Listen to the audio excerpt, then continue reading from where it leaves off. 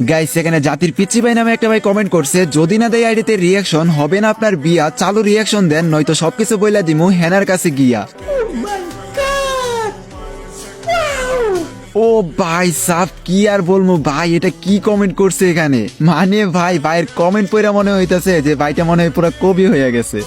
আমার ভুল হচ্ছে, ক্ষমা করে দেন। তো যাই হোক গাইস, চলো আজকে দেখে আসি ভাইটার কি এমন আইডি জিআইডিতে রিয়াকশন দেওয়ার জন্য কিনা ভাইটা এত সুন্দর একটা কমেন্ট করছে।